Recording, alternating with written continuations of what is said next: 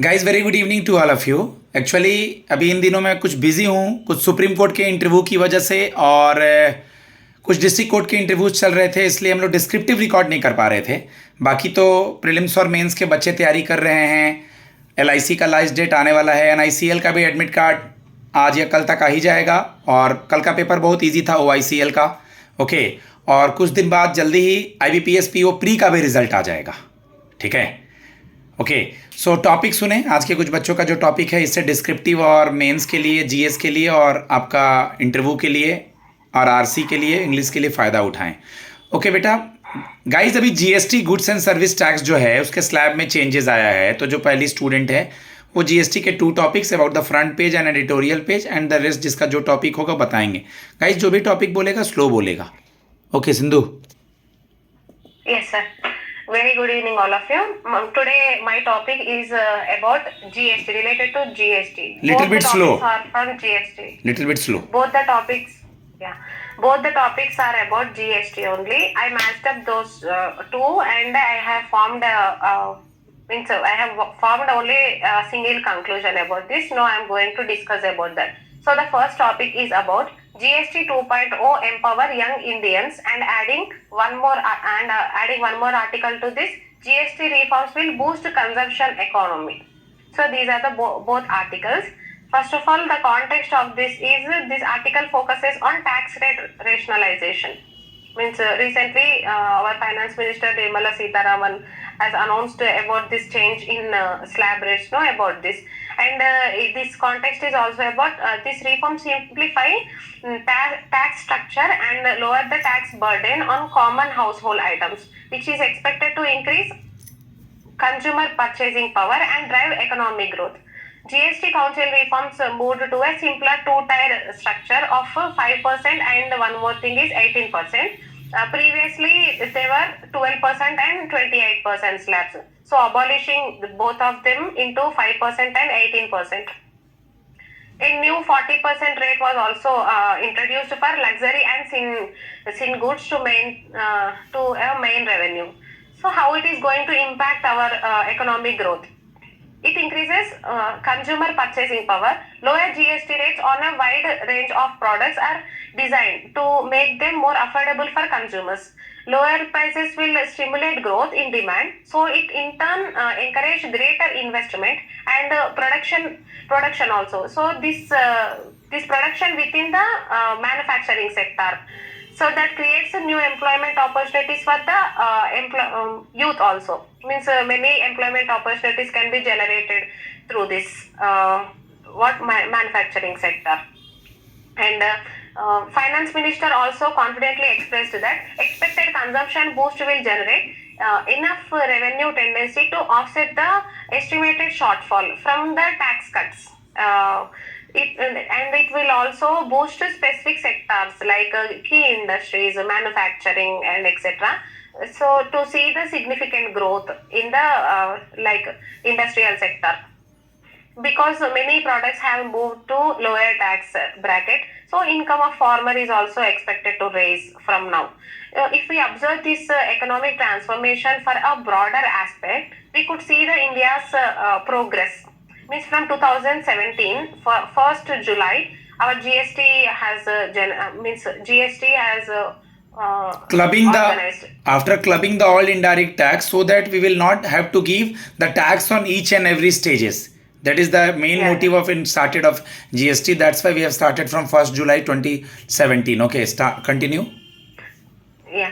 So if we observe this growth, our India's growth from previous past 6 to 7 years, 2017, it is mainly seen in a fiscal and monetary policy integration.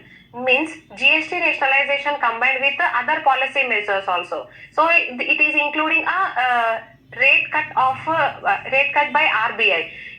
So it is intended to provide a powerful stimulus to India's economic growth. We can also link Atmanirbhar Bharat scheme here by boosting domestic demand and support agriculture and MSME sector. So I am concluding both the articles now, wishing that government can broaden the vision of self-reliant India And also, GST 2.0 reassures citizens that India's economic journey will be supported by fair and transparent governance. And GST 2.0 is also a step towards ensuring India's youth dividend. It is not wasteful. So I'm repeating it again. GST 2.0 is a step towards ensuring India's youth dividend. It is not wasteful. So it is highlighting that part. This reform reduces financial barriers, encourages protection, supports entrepreneurs, and most importantly, it is not only a reform for today's household, but also a foundation for India that the generation can build from. Means India is going to build the generation from now due to this reduction in the tax rates. So it strengthens the very core of the country's economic promise. Thank you. Good. CG explained very well, guys, because this GST topic is very important for State Bank of India PO mains as well as upcoming GA for mains and RC topics, because they have clubbed the two slabs as well as just try to learn the tax slab. इतने percent तक कितना payment करना है, और हम लोगों ने पढ़ा था गाइज, याद हो तो बजट के समय में कितना का स्टैंडर्ड डिडक्शन था, 75,000 जो बजट आया था, याद है कि नहीं तन्वी, पूनम, सब लोगों को बॉयज? ठीक है, ओके. नेक्स्ट पूनम है और then Diksha. Okay. Good evening. My name is Poonam. I am from Maharashtra, and my topic is Sri Lanka Tamil. Tamil refugee are not eligible for long-term visas. In this article, Sri Lankan Tamil refugees जो India में रह रहे हैं, especially Tamil Nadu में, because of their war and conflict in their home country, और ये refugees हमेशा without proper documents के रहते हैं, जिन्हें illegal migrants बोला जाता है. रिसेंटली होम मिनिस्ट्री ने ऑर्डर दिया है कि जिससे वो इलीगल जो माइग्रेंट्स हैं उनको कुछ छूट दिया जा सकता है जो बिना डॉक्यूमेंट के हैं, बट ये सिर्फ उनके लिए ही है जो कि मतलब 9 जैन 2015 के पहले इंडिया में आए थे, उनके लिए है.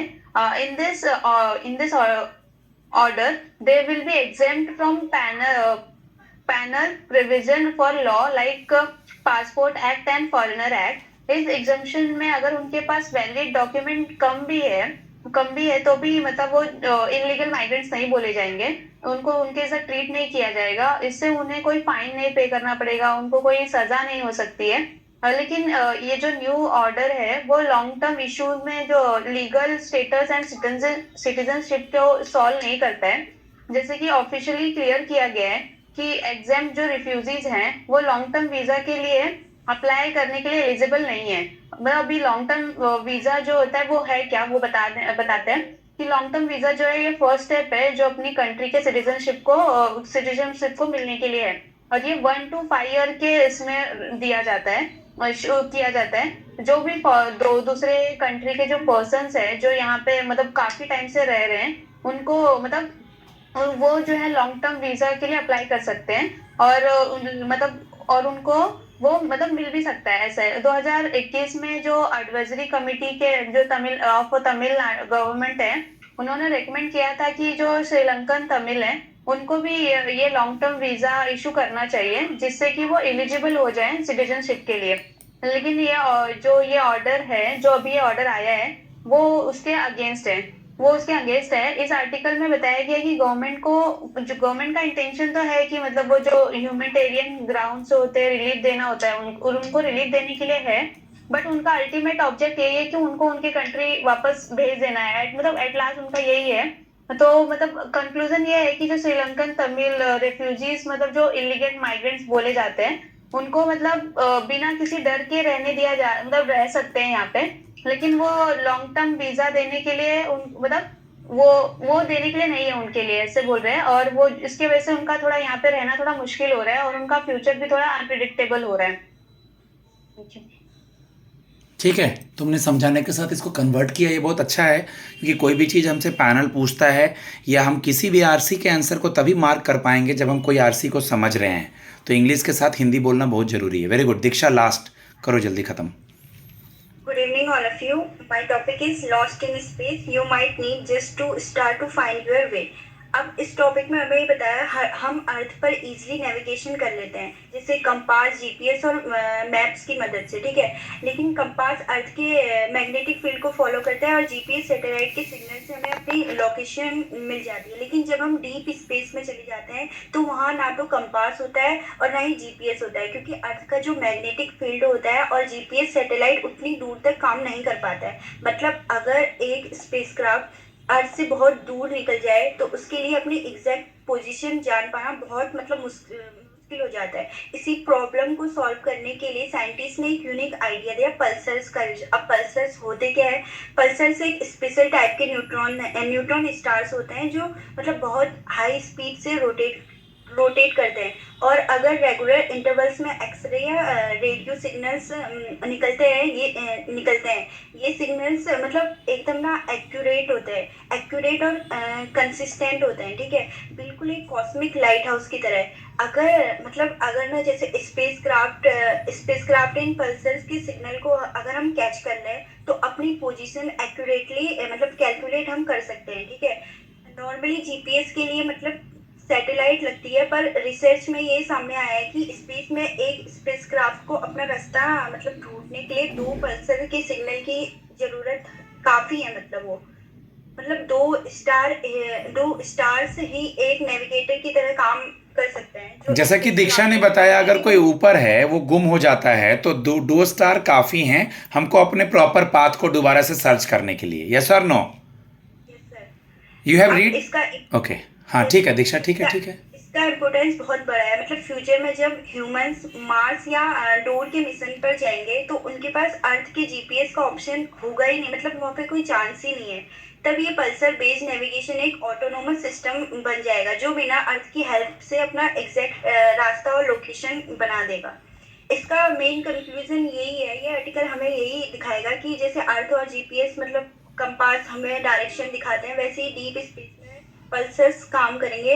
2 पल्सर के सिग्नल के बेसिस पर एक स्पेसक्राफ्ट अपनी एग्जैक्ट पोजीशन जान पाएगा। मतलब फ्यूचर स्पेस ट्रैवलर और एक्सप्लोरेशन और ज़्यादा सेफ और रिलायबल हो बिना अर्थ पर डिपेंड हुए। Done? Guys, I know that the reading newspaper will take time. There are some articles it will be tough to understand. But if somebody started interested in newspaper, its marks automatically will increase और confidence देगा. Say yes or no? Tanvi, Neha, हाँ कि नहीं guys? Last page जिसने नहीं भी पढ़ा होगा पढ़ना। Puluri, you have read that article? Last page देखा था क्या जो उसने बताया दीक्षा ने? वो पेज देखना तुम लोग, अच्छा आर्टिकल है। Yes, sir. Okay, guys, my number is 7503235358 for prelims, mains and interview in Super 50 Gurukul. आपको ये टॉपिक बहुत हेल्प करेंगे. Try to read the newspaper. It's very, very important for each stages. Thanks a lot.